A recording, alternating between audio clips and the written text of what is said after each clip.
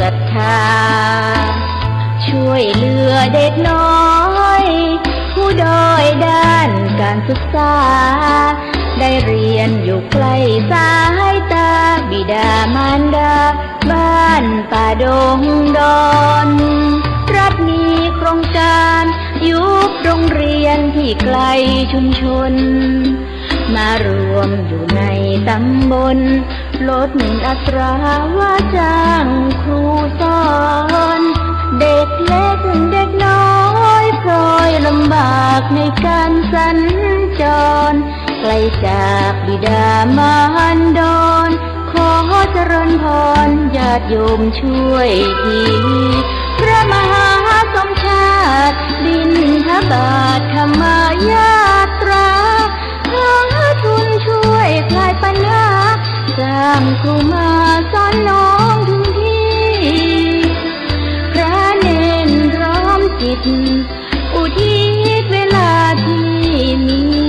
เด็กน้อยครอบครัวสุขีให้เรียนในที่ใกล้ร่มชายคาพระเมืองรถม้าธรรมยาตราผ่านมาที่ใดเชิญชวนให้กำลังใจเพื่อจุดมุ่งหมายสมเจตนาส่งเสริมสร้างสรรค์ให้เด็กน้อยเรียนรู้วิชาร่วมสร้างบุญกับพระมหาสมชาติชาตปัญโย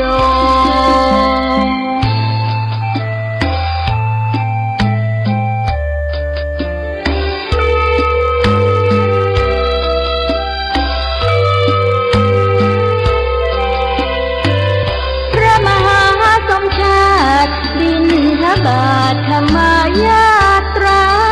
หาทุนช่วยคลายปัญหา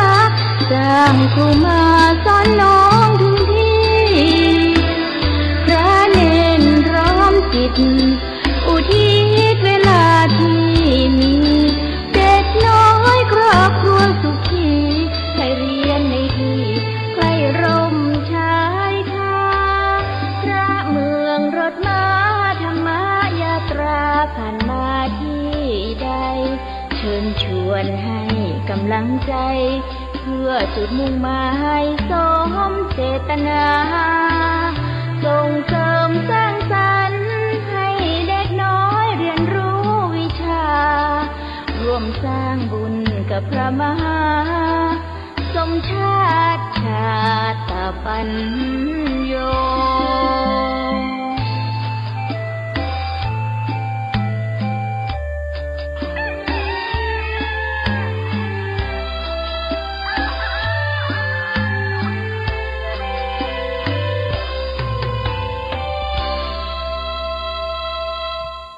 ขอนอบน้อมต่อพระรัตนตรัย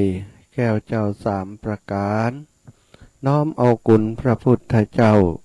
กุณพระธรรมเจ้ากุณพระสังฆเจ้าจึงมาปกเก่าเกษาปกห่มรักษาศรัทธาสาธุชนคนดีคนเฒ่าคนแก่อีพ่ออีแม่ต่างหลายที่ติดตามรับฟังรายการเสียงธรรมแสงอรุณในเจ้าวันนี้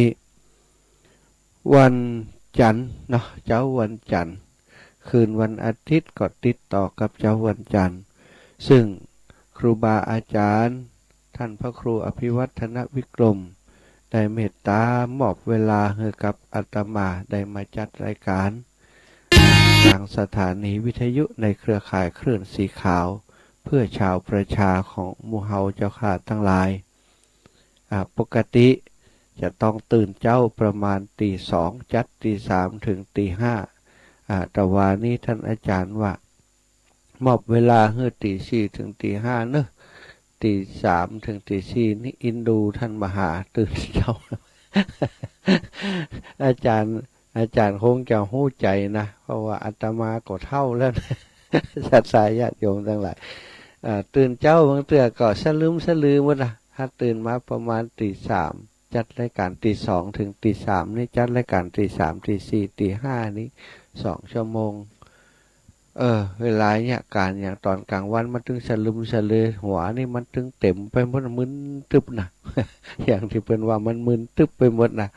เนาะมันก็เป็นธรรมดานะคนเฮาเวลาช่วงที่พักผ่อนดีที่สุดก็คือ เวลาหมออันน่ะเนาะตีสามตีสองตีสามตีสี่นี่นะมันพักผ่อนมันรับม่วนเนี่ยมันรับสบายนะมันอากาศก็ดีตัวยแล้วเสียงมันก็เงียบหนาคนก็จะรับสนิทในช่วงนั้นแต่ที่ผ่านมาก็คือตื่นมาแต่เจ้าจัดรายการช่วงเวลานั้นพอดีนะท่านอาจารย์เป็นหู้ใจเป็นเมตตาเป็นก็บอกว่าเอาตีห้าถึงตีสี่ถึงตีห้าพอละ ก็ขอบคุณหลายๆเนอะท่านอาจารย์ครับก็ไหว้สาถวายความเคารพแสดงความนับถือต่อครูบาอาจารย์ทุกรูปทุกองค์พระสงฆ์องค์สังฆเจ้าทุกรูปทุกองค์ที่ติดตามรับฟังรายการเช่นเดียวกับศรัทธาญาติโยมก็มีนักมีหลายเหมือนกันเนาะถึงว่าบรรนักต่อศรัทธาญาติโยมเนื่องจากประชากรของพระสงฆ์เขาก็ปัจเจนักอยู่แล้วก็ฟังอยู่ส่วนหนึ่งเนาะก็ไหว้สาเนอเก่ากับผมเป็นนวกะเป็นผู้บวชใหม่อาศัยว่าได้รับโอกาสจากครูบาอาจารย์อาศัยกำหูที่เคยมีจากการได้บวชห้ามบวชเฮียนเมื่อตอนเป็นสามเณรแล้วก็เคยได้อยู่กับครูบาอาจารย์ผู้รักผู้ใหญ่ในสมัยเมื่อบวชครั้งก่อนเนาะก็ได้มีความรู้เอามามีโอกาสได้ได้จาในครั้งนี้ก็ได้ใจความรู้เก่าที่ได้ห่ำเหียนมาโดยแล้วก็ได้ศึกษาเพิ่มเติมจากในชีวิตจริงของเฮาก็ได้พบมุมมองหลายๆอย่างในชีวิตที่เคยผ่านมาแล้วก็สิ่งที่อาตมาเป็นตัวเป็นตนเป็นตัวเฮาอยู่ทุกวันนี้ก็คือการที่เฮาเป็นคนที่ชอบช่วยเหลือผู้อื่นมีอย่างก็สังคมกาอาตมาก็จะช่วยเหลือผู้อื่นตามที่เฮาจะทำได้ตั้งแต่เป็นฆราวาสมาแล้วสตาตั้งแต่ศึกษาละเพศไปอยู่กับครอบครัวมีการมีงานกับสังคมกับชุมชนกับหมู่บ้านกับเพื่อนกับฝูงอย่างนั้นมักจะไปช่วยเพื่อนตลอดเป็นคนที่อุปนิสัยหรือว่าถ้าคนทั่วไปว่าสันดานนี่นะสันดานในใจเนี่ยเป็นคนที่มีจิตอาสาชอบอยากจะช่วยเหลือคนอื่นมีการมีงานมีอย่างกระจ่างคนกลุ่มนี้เพื่อนว่าจิตเป็นโพธิสัตว์อย่างโมครูบาอาจารย์ที่จัดรายการนี่ก็เช่นเดียวกันถามว่ามันม่วนเต็มที่ก็จัดรายการนะจริงๆแล้วถามว่าม่วนนี่มันก็ปัจจัยนะท่านแต่ว่าเวลาจัดไปแล้วมันมีความสุขใจที่ได้นำสิ่งดีๆเป็นสารธรรมเนี่ยมาบอกมากล่าวคือกับสถาญาติโยมโอ้บางพ่องเปิ่นฟังไปแล้วอีแม่ดีใจท่านบอกก่อนนี้บอกเคยได้ฟังเพราะมันได้ฟังท่านอู้เรื่องนั้นเรื่องนี้แล้วเปิ่นจำได้เปิ่นก็อู้ให้เราฟังมันก็รู้สึกว่าสิ่งนี้มันคือความสุขเนาะสนุกนั่นมันบ่มีในชีวิตของความเป็นพระกายอย่างการเนี่ยการจัดรายการนี้เขาบ่ได้เน้นความสนุกเน้นความสุขใจที่เขาจะได้แล้วก็เน้นความสุขใจของศรัทธาญาติโยมที่พึงได้ถ้าเน้นสนุกสนานก็เอาตลกโปกฮามาอูตลอดนะคนสนุกแต่บางทีมันบ่เกิดสาระมันบ่เป็นประโยชน์กับการฟังศรัทธาการฟังธรรมนี้มันจะต้องฟังแล้วมันได้ประโยชน์ได้ในขณะฟังแล้วเอาไปคิดเอาไปทบทวนเอาไปใช้ในชีวิตประจำวันก็เกิดประโยชน์เราพบปะกันวันนี้อย่างเข้ามาวันที่5แล้วสถาเวลามันเร็วแต่นะอีพ่ออีแม่ทั้งหลายวันที่1บักกี่วันเดี๋ยววันนี้ที่5ละวันที่5วันนี้วันจันทร์ที่10 ค่ำเดือน12แม่นก็8 ค่ำ9 ค่ำ9 ค่ำ10 ค่ำนั่นเนาะ10 ค่ำเดือน12แหมว่ากี่วันก็12เพ็งนะแหม4วันนับจากนี้ไปแหม4วัน12เพ็งเป็ดตะพี12เพ็งก็เดี๋ยวนี้ก็โอ้กินข้าวสลากกันข้าวสลากหากไม่ก็มีกินข้าวสลากกันแน่นหนาซะท่าบางวัดบางวาก็ตานแตนเอาเนื่องจากว่าเศรษฐกิจพี่น้องชาวบ้านนี้ก็ยังลำบากคัดสนอยู่ก็เลยใช้วิธีตานแตนกันหลายที่หลายแห่งแต่บางที่บางแห่งเพิ่นก็รักษาหีดเก่าห้อยเดิมอาจจะบัดนิมนต์นักนิมนต์ลดน้อยลงมา แต่ก็ยังตานพระป่าอยู่เป็นปกติบางทีก็ตานเป็นสังฆทานไปเนาะเหมือนกับตังเป็ดผีบรรเทาเป็นวัดตานเข้าเนาะตานแตนนี่นะบ้านอาตมาใช้คำว่าท่าบัจจัดเป็นข้าวสลากเพิ่นขอใจคำว่าตานแตนเอาตานแตนก็คือตานแบบที่บ่ต้องมีนิมนต์หัววัดมาฮับสลากแต่นิมนต์มาเพื่อจะฮับสลากแตนแตนวัดวาอารามต่างๆในเรื่องของงานบุญเนาะของที่ใกล้ตัวกับศรัทธาญาติโยมศรัทธาญาติโยม 2-3 วันก่อนมานี้เนาะอาตมาได้ทำการดำเนินการกิจการโครงการหนึ่งซึ่งมันอยู่ในใจของอาตมาก็คือโครงการเกี่ยวกับการจะดูแลผู้สูงอายุเนาะอาตมาเท่าที่ได้ทำงานกับครูบาอาจารย์มาช่วงระยะเวลาหนึ่งแล้วก็ที่ผ่านมาในชีวิตของอาตมาก็เดียวได้เกี่ยวข้องกับคนกลุ่มนี้นักหนาศรัทธาเป็นฆราวาสของคนกลุ่มหนึ่งก็คือกลุ่มผู้สูงอายุกลุ่มผู้สูงอายุตีเปิ่นนักอายุนานแล้วแล้วก็มีความลำบากในการใช้ชีวิตสังคมเดี๋ยวนี้มันเปลี่ยนไปศรัทธาเปลี่ยนไปนักขนาดแล้วก็อีกแหมสักน้อยนะปี2568เป็นว่าสังคมจะเปลี่ยนไปนักกว่านี้นั่นก็คือสังคมของผู้สูงอายุจะนักเป็นประวัติการนักที่สุดแล้วก็นักกว่าหลายประเทศบัดเดี๋ยวนี้ประเทศของเฮาประเทศไทยเนี่ยมีกลุ่มผู้สูงอายุนักเป็นอันดับ4อันดับที่1เกาหลีอันดับที่2ญี่ปุ่นอันดับที่3สิงคโปร์อันดับที่4ประเทศไทยศรัทธาฟังจื่อพอเกาหลีใต้ญี่ปุ่นสิงคโปร์เป็นประเทศที่เจริญแล้วนะเป็นประเทศที่ถือว่าเจริญแล้วมีการพัฒนาประเทศไปหลายๆด้านเป็นประเทศที่คนรวยนักกว่าคนจนแล้วก็เป็นประเทศที่ประชากรในประเทศเปิ่นนั้นมีความเป็นอยู่ที่สบายนะสบายในเรื่องของอย่างพ่องสบายในเรื่องของการใช้ชีวิตเปิ่นมีเทคโนโลยีอย่างจ่วยตัวแล้วก็ที่สำคัญคือคนของประเทศเปิ่นเนี้ยมีเงินเก็บเงินออมเวลาอายุนักขึ้นมาเวลาเฒ่าแก่ขึ้นมาเนี่ยเปิ่นมีเงินเก็บเงินออมเรียกว่ามีเงินเก็บเงินออมเพียงพอที่จะใช้ชีวิตได้อย่างมีความสุขบัดนับไม่กระทั่งว่าคนที่เป็นเจ้าให้ชาวนานะศรัทธาต่างประเทศเปิ่นนี้เปิ่นจะต้องเก็บออมไว้เพราะรัฐบาลเปิ่นบังคับให้เก็บหาตังมาได้100ศรัทธาหาตังมาได้100เนี่ยจะโดนหักไปประมาณ80% 80 บาทถ้านับแล้วนะต่างประเทศที่เป็นยะกันมาเป็นสังคมที่เพียบพร้อมนี่นะได้มา100หักไป80นี่เอาไปใส่อย่างพ่อใส่หลายอย่างสถาเป็นภาษีเรื่องนู้นเรื่องนี้อันนี้เป็นการรักษาพยาบาลของคนนี้ยามที่เขาแก่เท่ามาอันนี้เป็นเงินเก็บเงินออมอย่างต่างประเทศเปิ่นยะอย่างอันกันมาวางแผนกันมาเป็น40-50 ปีพอเปิ่นเกษียณอายุแล้วก็เลยได้มีสตังค์ใจสำหรับตัวเปิ่นมีโรงพยาบาลรองรับแม้กระทั่งว่าเวลาเป็นเจ็บเวลาเป็นนักมานี่ก็จะสามารถจ้างคนมาเฝ้ามาพอได้อย่างเพียงพอใช่ไหมอันนี้คือต่างประเทศเปิ่นเนาะแล้วก็เปิ่นจัดการเรื่องระบบการดูแลสุขภาพของผู้สูงอายุไว้ได้ดีมากใช่ไหมเปิ่นเตรียมคนของเปิ่นตัวเตรียมคนที่จะมาดูแลผู้ป่วยผู้สูงอายุเนี่ยมีจำนวนนักจำนวนหลายอันนี้คือต่างประเทศที่เปิ่นเจริญแล้วแต่ทีนี้หวนกลับมาถึงประเทศไทยเฮาความจริงเนี่ยนักวิชาการเปิ่นคำนวณกันมานักแล้วว่าบัดเดี๋ยวนี้สังคมของบ้านเฮานี่จะเป็นจะใดพ่องปีนั้นจะเป็นจะใดเพราะว่าสถิติทุกอย่างมันถูกกำหนดแล้วหมดสถาบัดเดี๋ยวนี้คนในประเทศไทยมีกี่ล้านคนเปิ่นฮู้แล้วก็ละอ่อนเกิดปีนี้กี่คนนี่นะละอ่อนเกิดปีนี้กี่คนแต่ละปีเนี่ยจำนวนประชากรที่เกิดเนี่ยสถา ลดลงลดลง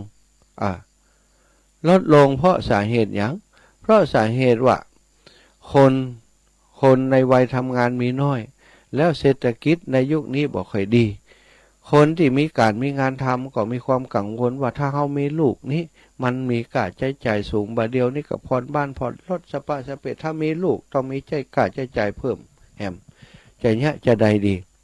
ก็เลยกึดไปกึดมาบ่เอาเหี้ยดีกว่าบางครอบครัวบ่เอาลูกแล้วเพราะคิดว่าถ้ามีลูกต้องมีค่าใช้จ่ายสูงตอนนี้ดูแลตัวเองได้อยู่ก็เลยบ่ได้สนใจยังว่าถ้าบ่มีลูกก็ดีนะสบายดีบ่ต้องมีค่าใช้จ่ายเพิ่มแต่ศรัทธาญาติโยมเวลาเฒ่าแก่มาแก่ตัวมานั้นน่ะคือปัญหาจะเกิดขึ้นในอนาคต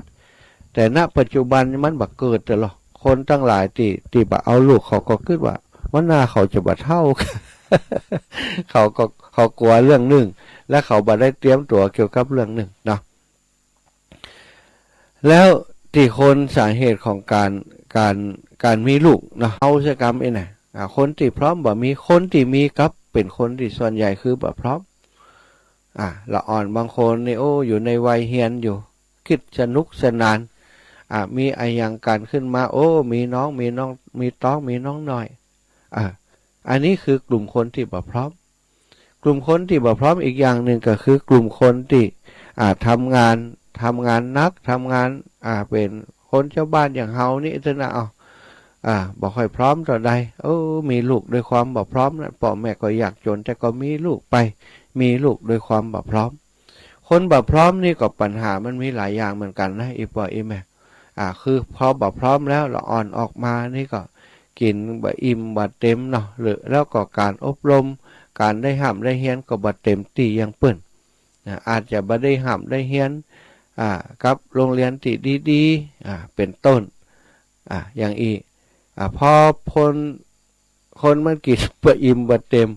เพราะพ่อแม่บ่ค่อยพร้อมการดูแลจากพ่อแม่ก็บ่ดีอย่างเช่นว่าคนที่มีลูกนั่นคือคนที่พลาดพลั้งไปแล้วก็มีลูกครอบครัวก็ยากจนอยู่พ่อแม่ที่มีลูกนั้นก็เป็นคนที่บ่พร้อมที่จะเลี้ยงลูกโดยช้ำไปเป็นขี้เหล้าขี้ยาเป็นคนเมาเหล้าเมายาอะไรอย่างเนี่ยคุณภาพชีวิตบ่ดีคนที่คุณภาพชีวิตบ่ดีถ้ามีลูกออกมามันก็ธรรมดานะจ๊ะมันจะเป็นท้องเนื้อเก่าอย่างในหนังนี่ก็ยากนะถ้าพ่อแม่กินเหล้ากินยาอยู่ในสังคมที่มันบ่มีการพัฒนาในด้านจิตด้านใจเนี่ยพอลูกหลานเกิดออกมาก็เป็นภาระให้กับสังคมศรัทธาลองมาพอเถอะเนาะลูกหลานบ้านเฮาณปัจจุบันเนี้ยบางครั้งบางทีพ่อแม่พร้อมจะเลี้ยงลูกจะดีลูกกูอย่างไปโรงเรียนสตังไปนี่เป็นร้อยเป็นพันขอแต่บดอยากได้โทรศัพท์ชื่ออยากได้นั้นได้นี้ชื่อได้รถมอเตอร์ไซค์บางพ่องว่าเดี๋ยวนี้อยู่มัธยมขี่รถเก่งไปโรงเรียนก็ยังมีลูกน้อยพ่อแม่ก็มีตังก็เลยโตให้ใจแล้วอีกกลุ่มหนึ่งก็คืออย่างที่ว่าเนี่ยพ่อแม่บ่พร้อมสังคมบ่พร้อมหันเปิ้นได้ก็ไขได้เพราะขอจากพ่อแม่บ่ได้ก็เกลียดก็โคตรเพราะเกลียดเนี่ยยังไงก็ไปคบเปื้อนที่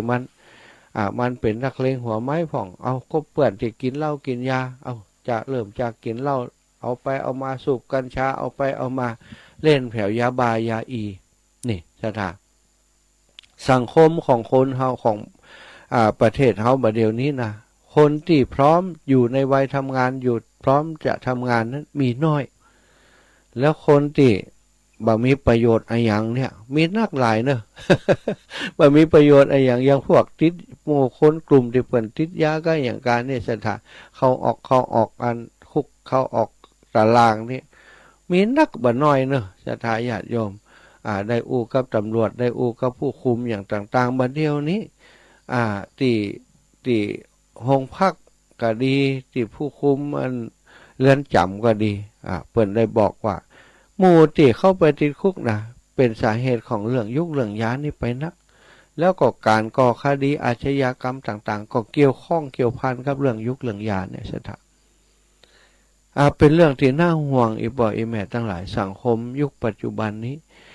สังคมยุคอีพ่ออีแม่จนมาถึงบัดเดี๋ยวนี้คือสังคมที่เฮามีลูกหลายคนเนาะ อีปออีแม่ที่อายุบัดเดียวนี้80-90นี่บางพ่อมีลูก4-5 คนนะลูก4-5 คนจะได้ก็ดีตามเถอะสถาบางพ่องนี่เหมือนกับชื่อหวยเหมือนกันถูกเหี่ยใบมีลูกอยู่4 คนโอ้หักป่อหักแม่ดูแลป่อแม่เหี่ยคนหนึ่งก็ถือว่าโชคดีนะถือว่าโชคดีบางคนมีลูก3-4 คนโอ้เหมือนกับถูกหวยกูใบก็มีเพราะว่าลูกนั้นหักป่อหักแม่ดูแลป่อแม่เป็นอย่างดีอันนี้ก็เป็นโชคดีของศรัทธาญาติโยมแต่บางคนนี่มีลูก3-4 คนบ่หักป่อหักแม่สักคนอย่างในนิทานที่เพิ่นเล่านะมีลูก4-5 คนถึงเวลาเมียจากไปลูกกระจุป่อว่าโอ้ป่อประเดี๋ยวนี้นะหมู่เฮานี่ก็ฮักป่อเป็นห่วงป่อดูแลป่อกันกูคนทรัพย์สินของป่อนั้นถ้าจะฮือดีนี่แบ่งฮือหมู่เฮาฮือเต่ากันแล้วเฮาเนี่ยจะแบ่งกันว่าวันนั้นคนนั้นดูแลป่อคนนี้ดูแลป่อจะดูแลป่ออย่างที่ป่อหันเนี่ยเนาะแต่งเป็นมาดูแลป่อดีตอนที่ก็ป่อนั่นนะมาหนวดมาเฟ้นมาอย่างเอาลูกเอาครอบครัวมากินข้าวมาอยากกินอยู่ด้วยป่ออีน่ะป่อก็มีความไว้อกวางใจลูกเฮา3-4 คนนี่ดีกันกูคนหลานก็ดีนะปลาแอวหาได้กินนั่นกินนี่แต่อย่างมันว่าก็ดีเหมือนกันทรัพย์สินของเฮานี่ก็ยกคือมันเหี่ยเขาลูก3-4 คนเขาไปอยู่กับไผก็ได้ลูกหลานฮักเขาพอป่อยกที่ดินฮือทรัพย์สินทรัพย์สมบัติที่มีแบ่งประสานปันส่วนฮือกับลูกทั้งหมดแล้วสถาปรากฏว่าบ่เหมือนเดิมแล้วบ่เหมือนเดิมจะได้บ่เหมือนเดิมก็คือเคยจ่าเคยโป่งปล่อยจะได้ชักจะบัญญัติเนี่ยบัญญัติแล้วหลานเคยมาพนอปู่เนี่ยบัดเดี๋ยวนี้ก็บ่เอาแล้วเพราะอย่างเพราะว่าสมบัติเป็นของเขาไปเห็นแล้วเมื่อก่อนนี้มีสมบัติอยู่ที่เฮาหรอมีของอยู่ที่เฮาขอเลยฮักเฮาอีกแต่พอว่าสมบัติได้เป็นของเขาแล้วลูกสะใภ้ก็ดีลูกชายก็ดีเริ่มจะเสียงบ่ม่วนกับป่อแล้วเคยมาอยู่มากินด้วยป่อเคยปาป่อไปปฏิบัติปัดปู่4-5 วันยิ้มแย้มแจ่มใสนี่ป่อประโยชน์โดยวันเดียวเริ่มบ่นแล้วเริ่มบ่นป่อจะได้เอานั้นไว้ฮะจะได้เอานี้ไว้นี่จะได้เพลินเบิ่นเนี่ยเดียดฮือป่อแล้วสถาจากบกรนิ่มมีปัญหาเจ็บหัวเข่าแข้งขากุเตือนนี่ย่ำฮือนวดฮืออันนี้พอบอกว่านวดฮือป่อบ่ว่างคนเดียวกะคนเท่าอย่างจะได้ใจคนนั้นคนนี้ มันเปลี่ยนไปนะคนนี้เปลี่ยนไปจากมันไปหาลูกแหมพ้นเหมือนกันสถาอยู่วัน2 วันเป็นก็ว่ายังไปหาอยู่ด้วยเปิดลูกคนนั้นพ่องน้องก็บอกใครว่างนะหมู่เฮาบอกใครมีเวลาได้พอปอดนะอยู่บ่บ่อนก็ไปหาลูกคนนั้นคนนี้ไปลูกคนที่2ที่3เมียนกันเหี่ยมดว่ะอีปออีแม่อันนี้เป็นเรื่องเล่าโบราณมานะเรื่องเล่าตั้งแต่สมัยพระพุทธเจ้าแล้วนะไปหาลูกคนที่2ก็เหมือนกัน3เหมือนกัน4เหมือนกันปอสุดท้ายมารู้สึกว่าตัวเองนี่บ่มีคุณค่าลูกบ่ต้องการอยู่กับไผก็บ่ม่วนใจเขาบ่ฮักแต่ลูกหลานที่เคยดีเคยอย่างต่อเฮานั้นเปลี่ยนไปหมดก็เลยได้เข้าใจว่าบัดเดี๋ยวนี้ขอนบ่มีเฮ็ดแล้วเฮาบ่มีคุณค่าอย่างสำหรับลูกสำหรับเต้าแล้วบ่อยู่กับไผดีกว่าอยู่ไปก็ทุกอกทุกใจออกจากบ้านจากจองลูกไปเดินตะเล็ดเตะไปเสาะขอเพิ่นกินใช่ตาไปขอเพิ่นกินไปเสาะอยู่ตามที่รกล้างว่างเปล่าเพิ่นมีอยู่ตามห้างตามตูบคนที่เพิ่นมีตังไปอยู่ไปอย่างอันจนวันหนึ่งได้พบกับพระพุทธเจ้าสถาได้ไปอยู่กับพระสงฆ์ได้กินดีอยู่ดีกินดีแล้วก็สุดท้ายปรากฏว่าไปพบกับพระพุทธเจ้าพระพุทธเจ้าก็สอบถามความจริงหู้เรื่องราวหมดนั่นนะเพราะว่าคนคนนี้ปรากฏในข่ายพยานของพระพุทธเจ้าไปปรากฏในข่ายพยานแสดงว่ามีปัญหาแล้วจะได้ช่วยแก้สถาก็พระพุทธเจ้าก็ถามเรื่องราวต่างๆพราหมณ์ก็บอกตามความเป็นจริงพระพุทธเจ้าก็เลยสอนคาถาไปว่าจำคาถาดีๆเนอะแล้วก็ เอาไปอู้ในที่ประชุมของพราหมณ์ในหมู่บ้านเนอะอีวะจะทาพราหมณ์คนนี้ก็จำคาถาพระพุทธเจ้าไปกะว่าเป็นคาถาอีหรอได้เวลาเปิดประชุมเนาะพราหมณ์นี่เปิดก็ประชุมอย่างประชุมหมู่บ้านเฮาเนี่ยกะในที่ประชุมใครมีความคิดเห็นอย่างเสนอก็เข้าเสนอมาทุกคนสามารถเข้าร่วมประชุมกันได้แกก็เป็นพราหมณ์คนหนึ่งก็เข้าไปอยู่ที่ประชุมคนในที่ประชุมก็หันพราหมณ์คนนี้เดินมาก็ตกใจว่าโอ้พราหมณ์คนนี้บอกก่อนเป็นเศรษฐีมีสตางค์เป็นคนร่ำคนรวยเนี่ยโอ้ลูกเปิ่นก็4-5 คนก็แล้วก็มาประชุมด้วยกันนี่หมดเนี่ยโอ้แต่งตัวดีงามแต่ว่าป่ออย่างจะได้เสื้อพุทธเสื้อขาดม้อมสักปอกน้ำก็บ่ได้อาบผมเผาก็ไม่ไผ่ดูแลคนเปิ่นประชุมกันเปิ่นก็ถามความคิดเห็นเปิ่นว่าไผ่มีอย่างจะอู้พราหมณ์คนนี้ก็ยกมือขึ้นขึ้นไปอู้เอาคาถาที่พระพุทธเจ้าสอนนะไปอู้นะบอกว่าโอ้อันคนเฮานี่นะถ้ามีลูกเต้าบ่ดีนี่ไม่เต้าของเฮาเนี่ยยังดีกว่าลูกเต้าอักตันอยู่ไม่เต้านี้ดีจะได้มาหล่นมาก็ไล่มาได้ใจคำทางเดินทางไปไหนได้เวลาจะหกจะล้มก็ใจไม่เต้านี้ในการกำยันตัวเก่าได้แต่มีลูกเต้าที่บอกอนุเคราะห์สงเคราะห์ดูแลปอดดูแลแม่มอบทรัพย์สินให้ไปแล้วกับบักกตัญญูต่อปอดต่อแม่จะมีประโยชน์อันใดวะโอ้คนทั้งหลายก็ได้ฮับหู้ละกะกำนี้ว่าที่สาเหตุที่พราหมณ์เป็นอย่างอีเพราะว่าลูกเต้าบ่ดูแลรู้นี่เปิ่นมอบทรัพย์สมบัติให้เขาไปหมดแล้วเขาบ่ดูแลในที่ประชุมพราหมณ์ก็อู้กันขึ้นมาว่าเอาละบัดเดี๋ยวนี้พราหมณ์มีลูกกี่คนมีลูก4-5 คนแล้วก็ถามที่มาที่ไปถามก็อู้ตามความเป็นจริงลูกหมู่นั้นเมื่อพราหมณ์ได้อู้ตามความเป็นจริงตามกฎของพราหมณ์กฎของผู้นำที่หั่นนี้เพิ่นจะต้องบุบต้องตีนะบุบหมู่นั้นตีหมู่นั้นแล้วก็บอกฮื้ออยู่ในหมู่บ้านลิบทรัพย์สินอย่างต่างๆโอ้ลูกของพราหมณ์4-5 คนเนี่ยพอจะโดนโทษทันอย่างนั้นพราหมณ์ผู้เป็นปอกก็เอ็นดูใช่ไหมเอ็นดูลูกเต้ากว่าจะโดนบุบโดนตีโดนไล่ออกจากหมู่บ้านใจไล่จากชุมชนไปบ่ฮื้อมีทรัพย์มีสินเนี่ยพราหมณ์ก็ขอร้องว่าโอ้ท่านทั้งหลายเฮาขอร้องเถอะเฮาคนเดียวบ่ได้แต่ลูกเต้าของเฮานี่หลายคนขอให้เขาได้อยู่ในสังคมนี้อย่างมีความสุขเถอะบ่เป็นอย่างละเฮาแหมอาชีวิตแหมบ่เมินก็ตายละอย่างมันเถอะเป็นกรรมของเฮาเขาบ่ดูแลก็จังเขาเถอะขอให้จะมาขอท่านอย่าไปบุบไปตีลูกเขาเน้อให้โดยสถาอันเนี้ยความเป็นป่อความเป็นแม่ขนาดลูกทำเฮือขนาดนั้นก็ยังรักฮักยังห่วงใยตัวหมู่พราหมณ์ทั้งหลายที่เป็นผู้นำในที่ฮั่นก็บอกว่าถ้าจะฮือยกโทษฮืออภัยฮือหมู่เขานั้นหมู่เขาจะต้องรับปากว่าตั้งแต่นี้ไปจะต้องดีต่อป่อดีต่อป่อพราหมณ์คนนี้ต้องคอยดูแลปฏิปัดปู่ดูแลถ้าเมื่อใดเขาบ่ดูแลเขาจะไล่ออกไปนะเขาจะลิบทรัพย์สินหมดนี่คนบอกก่อนนี่ผู้นำมีอำนาจนะสถาเป็นผู้ใหญ่บ้านก็ตามเป็นเปิ้นมีกฎมีระเบียบของเปิ้นหรอเปิ้นกฎนี่เป็นกฎหมายด้วยกฎหมู่ด้วยนะเอาหมู่เป็นใหญ่เหมือนกันนะหมู่ที่ดีนะไม่ใช่หมู่ที่รังแกเขาเอาเปิ้นก็อู้กันขึ้นในที่ประชุมก็ถามลูกเต้าถึง4-5 ครอบครัวว่าสู่จะทำไรก็หมู่นั้นก็ให้โดยสถานหล่นเขากอดแข่งปอฮืออภัยแล้วเกิดความสำนึกขึ้นมาในจิตในใจก็บอกว่าได้ตั้งแต่นี้ต่อไปหมู่เขาจะช่วยกันดูแลป่อบาฮือป่อได้ลำบากอย่างอีกตกลงกับคนทั้งหลายก็บอกดีละถ้าวันใดเขาหันว่าพราหมณ์คนนี้กลับมาขอทานแล้วก็ซกกระปกบอมแบมอย่างอีหมู่สู่เขาอย่าไปหวังว่าจะได้อยู่ในหมู่บ้านนี้เนอะทรัพย์สมบัติบ่มีโดนลิบหมดสู่จะได้หู้ว่าการทำกตัญญูนั้นมันคือผลจะได้มันบ่ดีจะได้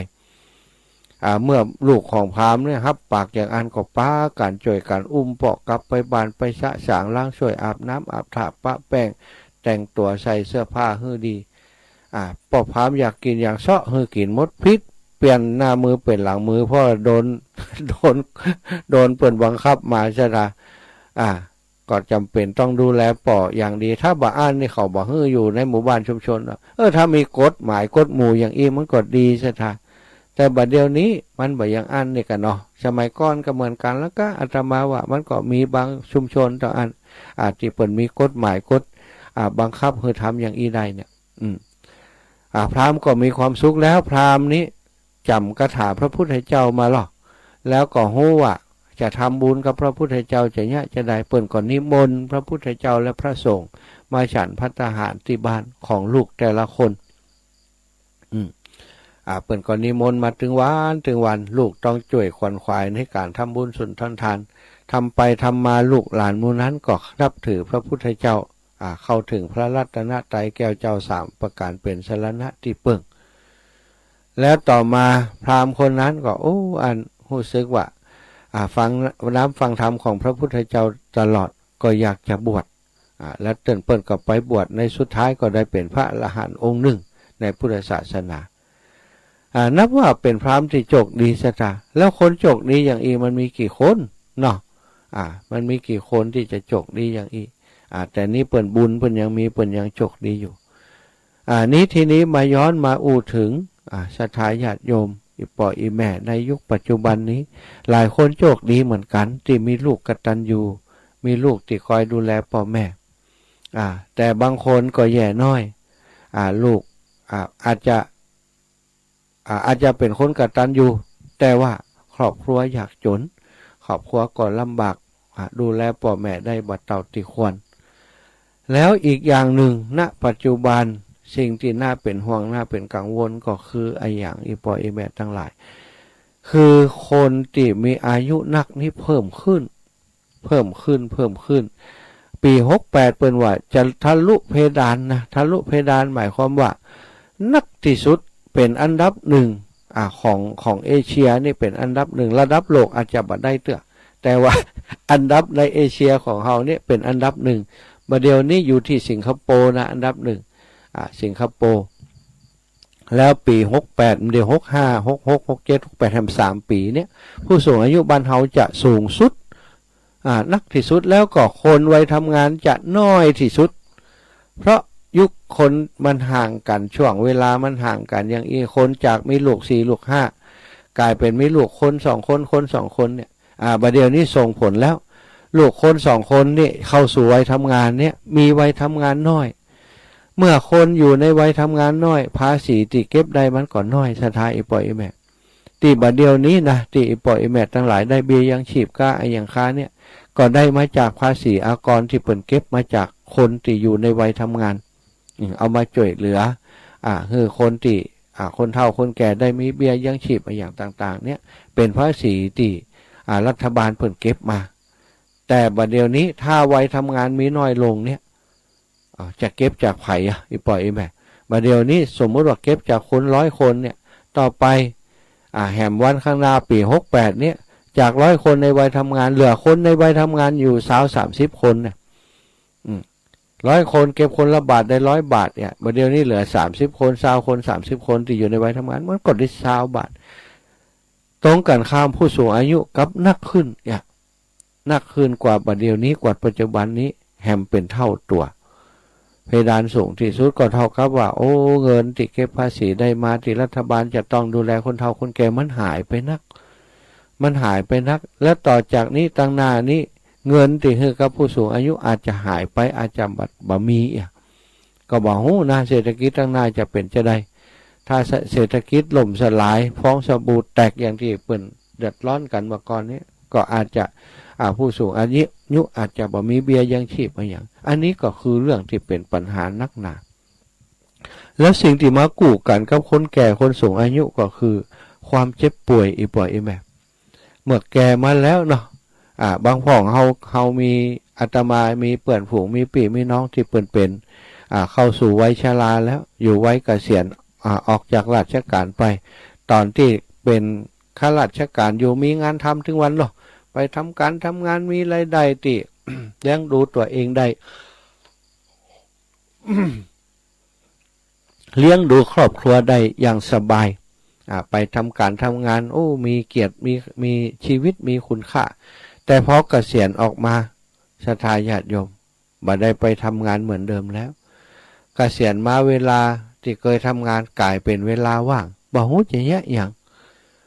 บางห้องก็นั่งนอนบ่เคยยะให้ใช้นาบ่เคยยะให้ใช้สวนบ่เคยทำอาชีพอื่นเลยทำอาชีพราชการตั้งแต่อายุ20ปลายมาจนถึงอายุ60มันกี่ปีซะท่า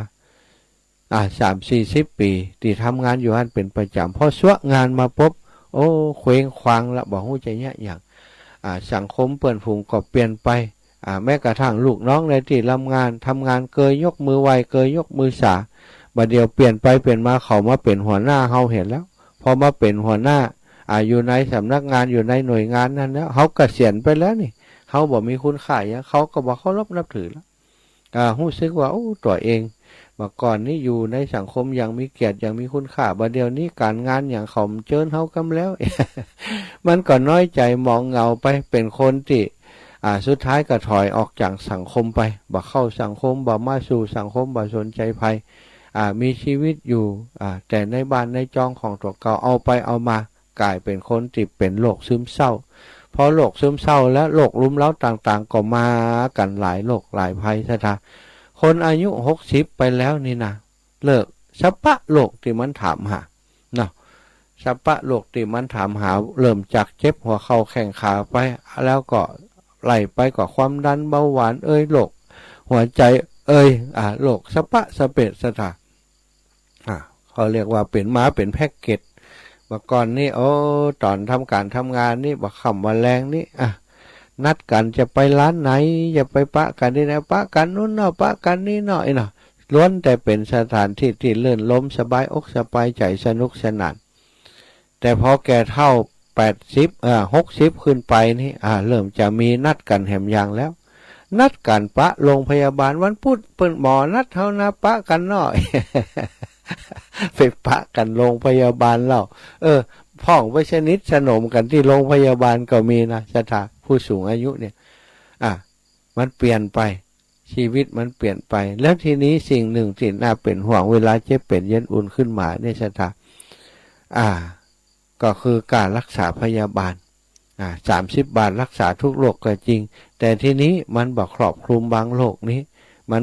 บ่สามารถจะใช้ได้อย่างเช่นบางคนเนี่ยถ้าเป็นโรคหัวใจก็เป็นโรคอะไรอย่างบางเตือนเนี่ยถ้ามีตังมันก็ซื้อยาที่ราคาดีๆได้รักษาที่ดีๆได้ทำการผ่าตัดอะไรอย่างได้แต่ถ้าเป็นคนอยากคนจนโรคสถาบางครั้งบางทีก็บ่ได้รับการรักษาอย่างเต็มที่ต้องเสียชีวิตไปก็มีแต่สิ่งที่อาตมาเป็นห่วงแล้วก็พบนักที่สุดตอนนี้คนผู้สูงอายุที่ถูกทอดทิ้งโดยหลายสาเหตุนะอีปอยไหมทอดทิ้งเนื่องจากว่าลูกหลานบ่อยู่แล้วตายละกันไปนักแล้วคนที่เคยดูแลเปิ่นนี่ตายละไปเหี่ยแม่อายุ90ลูกอายุ70-80สถามันจะเป็นเหลี่ยอย่างเนาะ70-80บางคนเป็นโรคเป็นภัยอย่างนี้เปิ่นเสียชีวิตไปก่อนปอกก่อนแม่แต่หลานก็กำลังทำเหี้ยห่ำเฮี้ยนอยู่อย่างหลานก็กำลังห่ำเฮี้ยนอยู่เขาก็บ่มีเวลามาพอมาจ่ามาโป่งเขากลายเป็นเอาไปเอามามีลูกมีหลานก็จริงแต่ว่ามีไผดูแลอันนี้ก็มีกลุ่มหนึ่งสถาแล้วบางกลุ่มอีกกลุ่มหนึ่งก็คืออาจจะมีลูกมีหลานแต่ทีนี้เขาต้องทำการทำงานไปเจอหมู่บ้านหนึ่งคนสูงอายุนัก70-80-90เกือบถึง100ก็มีปรากฏว่าบ่มีคนไว้หนุ่มเลยสถาอยู่ในลำปางเนี่ยอาตมาเคยไปทุดงแล้วไปปะถามว่าหมู่บ้านนี้จะได้บริหารคนหนุ่มคนกำเลยเป็นว่าหมู่บ้านเนี้ยมีข้าราชการนักที่สุดท่านอาจารย์เป็นครูบาอาจารย์เป็นผอ.เป็นตำรวจทหารเป็นไปทำงานต่างประเทศก็หลายบ้านนี้เปิดเคียกกันส่งลูกไปเฮียนแล้วก็บัดเดี๋ยวนี้เขาก็ได้ทำงานดีกันหมดเลยกลายเป็นว่าหมู่บ้านนั้นลูกหลานไปทำงานต่างถิ่นต่างจังหวัดไปเป็นใหญ่เป็นโตบ่มีไผกลับมาอยู่ในหมู่บ้านสถาคนเฒ่าคนแก่นี่อยู่กันแต่เพียงลำพังบางพ่องอายุ80-90จะเปิดลูกหลานก็มีตังเปิดจ้างคนมาเลี้ยงคนเลี้ยงก็บ่ใช่ว่าอยู่ด้วยประจำไปเจ้ามาเตี่ยเย็นบ่ายเที่ยงมาเตี่ยบ่ายมาเตี่ยอย่างนี้เป็นต้น ก็ทำให้ความเป็นอยู่ของเปิ้นนี้มันคือคนเฮาอ่ะคนเวลาเฒ่ามาอย่างน้อยถ้ามีลูกมีหลานอยู่ตัวพ่องห้อมหน้าห้อมหลังพ่องเปิ้นก็จะมีความสุขแต่อันนี้มันบ่มีไผนะมีแต่ชัดตังเป็นเพี้ยนชะตาใครกินหยังก็ซื้อกินเอาแล้วคนเฒ่ามันไปอยากซื้ออย่างเนาะมันไปกินหยังก็บ่ล้ำแล้วความจริงอาหารใจนี่คือสิ่งสำคัญสำหรับคนแก่คนเฒ่าคนชราแต่ก็ยังว่ามันขอในสิ่งที่มันเป็นไปบ่ได้เขาต้องทำการทำงานเขาต้องมีหน้าที่ของเขามีอาชีพของเขางานบ่เดียวบ่ใจงานที่ทำกับบ้านกับจองถ้าเป็นข้าราชการก็ต้องไปทำงานเป็นครูบาอาจารย์แน่นอนบ่ได้ทำงานอยู่กับบ้านกับถิ่นไปทำงานไก่บ้านไก่จองไปอยู่ในกรุงเทพกรุงไทยทำงานเป็นผู้จัดการก็เป็นผู้รับจ้างอย่างต่างๆก็ต้องทำงานอยู่เป็นประจำปีหนึ่งก็มีวันหยุดบักกี่วันจะได้มาหาพ่อหาแม่พอทำงานไปแล้วมีครอบครัวก็ตั้งรับผิดชอบครอบครัวก็มีภาระหนักขึ้นจะมารับผิดชอบพ่อแม่มันก็ยากขึ้นอันนี้สถามันเป็นปัญหานักหนาปัญหาที่นักที่สุดตอนนี้ก็คือมีคนผู้สูงอายุที่ป่วยไม่สามารถจะดูแลตัวเองได้ถูกทอดทิ้งมีจำนวนนักจำนวนหลายเหมือนกันที่ตั้งรัฐก็ดีตั้งส่วนอื่นๆไม่สามารถเข้าไปดูแลรักษาได้อย่างทั่วถึงคนไข้ผู้ป่วยติดเตียงนี่บางครั้งบางทีมันต้องใจแพมเพิร์สเนาะแพมเพิร์สก็บ่มีแพมเพิร์สก็บ่พอสตังค์เบี้ยยังชีพที่ได้มานี่ไปซื้ออย่างกับบ่พอเป็นตาดีอินดูซะท่าบางคนนี่ลำบากนักเนาะอย่างที่ฟังรายการอาตมาอยู่ก็มีหลายท่านหลายคนติดจกดีมีคนในครอบครัวคอยดูแลมีสามีมีภรรยาคอยดูแลแต่บางคนที่บ่จกดีอย่างอันก็ถือว่าลำบากเนาะบ่มีไผอยู่ด้วยป่วยอยู่กับบ้านกับจองตึงขี้ตึงเหี่ยวอยู่บนเตียงหันโมดแล้วบ่มีไผดูแลมันจะเกิดอย่างขึ้นซะท่าอันนี้คือสิ่งที่อาตมาเท่าที่ผ่านมารู้สึกว่าเรื่องนี้เป็นเรื่องที่สำคัญแล้วก็เป็นเรื่องที่ควรจะร่วมด้วยช่วยกันในการดูแลตอนนี้มันบ่มีองค์กรการกุศลอย่างที่จะมาทำเรื่องนี้เป็นหลักตอนรับหรือว่าตั้งรับเกี่ยวกับเรื่องสังคมผู้สูงวัยเนี่ยมาช่วยกันอย่างนี้อาตมาหลายวันก่อนมาเนี่ยได้มีการประสานงานกับกลุ่มเปื่อนฝูงที่เป็นข้าราชการเกษียณไปแล้วก็มีที่ยังทำงานอยู่ก็มีได้มาจากกันเรื่องนี้ว่าเขามีความคิดเห็นจะได้คนทั้งหลายก็ขึ้นหันว่าบ่เดี๋ยวนี้มันเป็นภัยเงียบเป็นภัยใกล้ตัวในเฮาเนี่ยเวลาถ้าเขาเป็นอย่างมาเนี่ยบ่ฮู้ว่าจะมีไผพอก็บ่เดี๋ยวลูกมันก็ทำงานของมันบ่ได้อยู่ด้วยกันถึงวันนี้ที่อยู่ได้เพราะว่ายังแข็งแรงอยู่แต่วันหนึ่งเนี่ยถ้าเจ็บเป็นเย็นอุ่นมาก็นึกเหมือนกันว่าไผจะดูแลเฮาเนาะก็เลยอาตมาก็เลยขายความคิดไปว่าบัดเดี๋ยวนี้ตุมากึดอยู่นี่ว่าอยากจะทำเป็นศูนย์พักพิงเป็นศูนย์ดูแลกลุ่มผู้สูงอายุนี้โดยใจจิตอาสาคนที่มีจิตใจจิตอาสาข้าราชการหมู่เฮาเจ้าข้าทั้งหลายที่เกษียณไปแล้วที่ยังมีกำลังกายกำลังใจกำลังทรัพย์พอจะช่วยกันได้นี่เท่าเฮามาเริ่มต้นทำกันโครงการเล็กๆไปเนี่ยมาเดี๋ยวทั้งการเพิ่นก็ยังมีส่วนที่จะมาอุดหนุนจุนเจืออยู่นะไปเอาความรู้ไปเสาะคนที่เพิ่นมีความรู้มาช่วยกันดูแลผู้ป่วยผู้สูงอายุอย่างต่างๆอาจจะไปเยี่ยมเยือนก็ได้แรกๆไปเยี่ยมเยือนทานักๆเนี่ยนะอนาคตข้างหน้าถ้าสามารถทำอย่างได้เนี่ยเขาอาจจะทำเป็นศูนย์พักพิงเป็นศูนย์ดูแลเปิ้นได้มีความสุขในบรรปลายชีวิตนี่เนาะขายความคิดอย่างอีออกไปปรากฏว่ามีส่วนต่างๆเข้ามาสนับสนุนความคิดนักสถานบัดเดี๋ยวนี้ตั้งสาธารณสุขก็ดีตั้งผู้นำท้องถิ่นเทศบาลเนี่ยเปิ้นก็สนใจจะทำเรื่องนี้เพราะว่ามันเป็นปัญหาของชุมชนของแต่ละที่ละแห่งแล้วก็พี่น้องที่เป็นข้าราชการบำเหน็จบำนาญอย่างต่างๆเนี่ยเริ่มประสบปัญหาเรื่องนี้เขาก็เริ่มมองหาทางออกว่าเขาจะได้จะอยู่จะได้ก็เลยได้กันคิดว่าเมินเนี่ยจะได้ข่าวดีเนาะตอนนี้เท่าที่กันไปแล้วอาตมาอยากจะทำโครงการนี้คือเป็นมรรคเป็นผลอยากจะช่วยดูแลคนกลุ่มนี้ซึ่งคนกลุ่มนี้ส่วนใหญ่เนาะอีแม่ที่ฟังรายการนี้ก็คือกลุ่มเป้าหมายที่อาตมาคือเติงหานะคนเฒ่าคนแก่บางคนเนี่ยอีแม่อยู่คนเดียวอายุอีแม่80ปลายเนี่ยเป็นห่วงซะนะอาตมาคิดว่าถ้าอาตมาทำตรงนี้เป็นไปได้เป็นโครงการที่สำเร็จอาตมาจะมีความสุข ก่อนที่จะจากโลกนี้ไปอยากจะสร้างสิ่งเหล่านี้ให้คนรุ่นหลังได้สืบต่อนะสร้างวัดสร้างวาเขาก็ช่วยกันสร้างมานักอาตมาจะสร้างอยากจะทำเรื่องนี้ตอนนี้ก็หารือกับหลายๆกลุ่มคิดว่ามีความเป็นไปได้สูงมากตอนนี้สถานที่ที่จะทำงานอาตมามีแล้วอาตมามีที่ของครอบครัวอยู่ตะวานี่เช็คกันพอดูตั้งแผนที่ตั้งอากาศแผนที่วัดตั้งพื้นดินมีที่ดินอยู่22 ไร่อาตมาจะใช้สูตรตรงเนี้ยมาเป็นศูนย์เป็นที่สำหรับที่จะให้คนทั้งหลายได้มีโอกาสได้ไปใช้ประโยชน์จะเหมือนก็เป็นสำนักสงฆ์ที่พักสงฆ์แล้วก็มีการทำวัดสวดมนต์มีการดูแลกันอยู่ในห้านมดสถา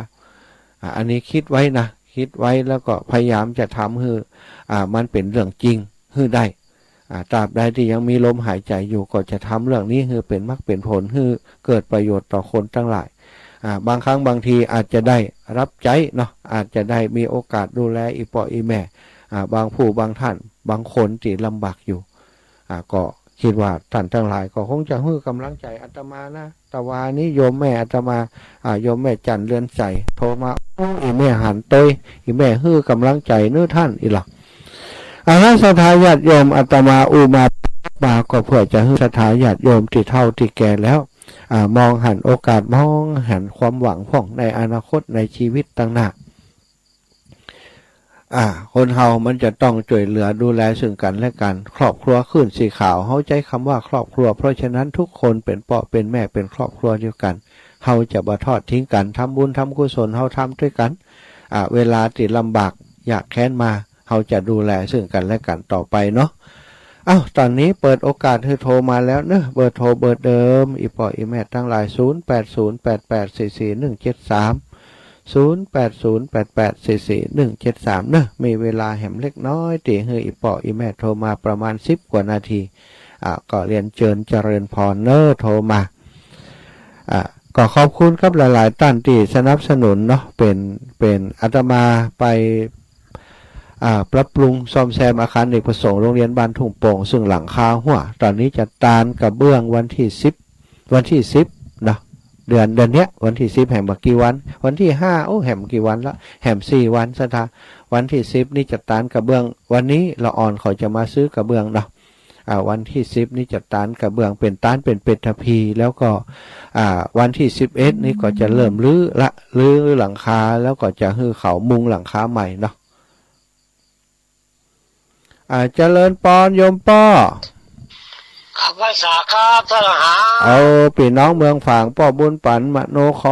รผมจะได้คนที่มันนอนบัดตื่นมันไม่ฟังแน่กะ ตื่นกันนักแล้วครับป้อครับเป็นเจ๊ละ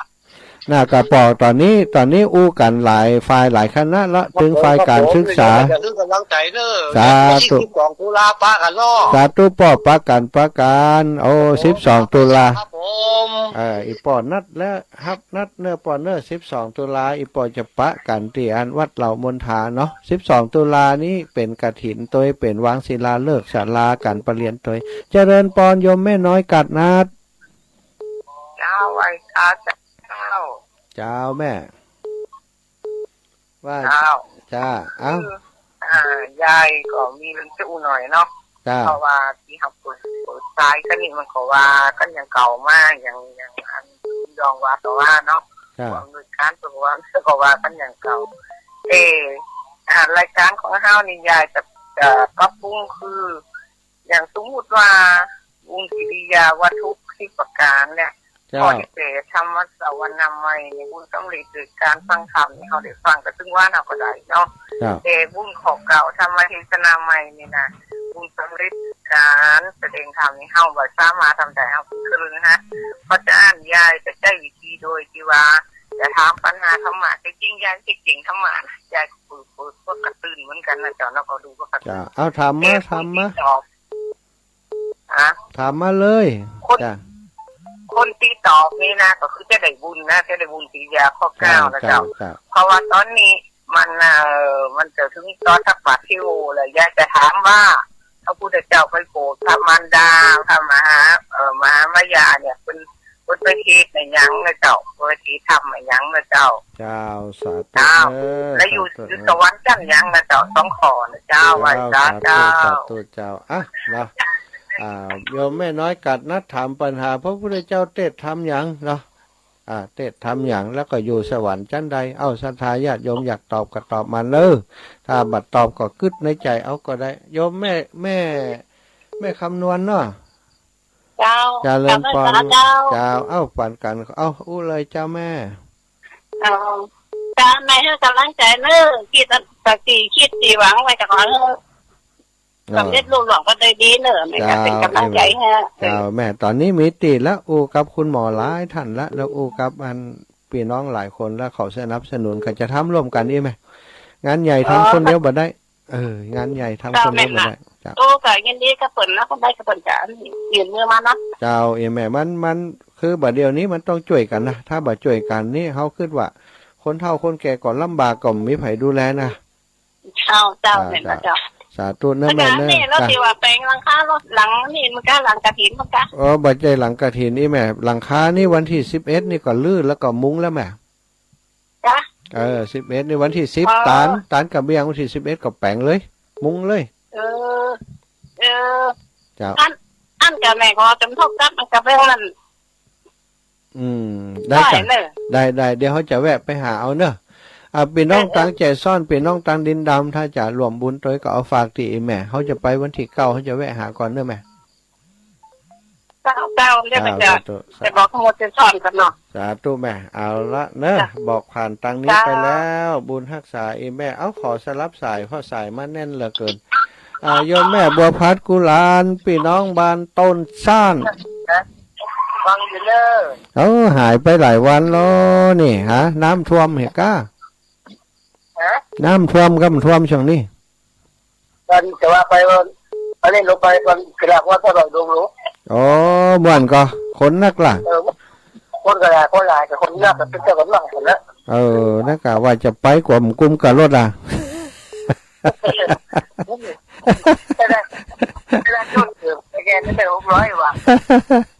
เจ้าสาธุนะแม่นะดอกกระถางยาน้อยเนอะเอาดอกกระถางยาน้อยวันที่อันไปถามว่าพระพุทธเจ้าประกวดมันดาเราทำเรื่องอย่างนั้นทำจุดเลยทำนะทำอย่างทำอย่างธรรมจักรธรรมจุดอย่างนี้เอา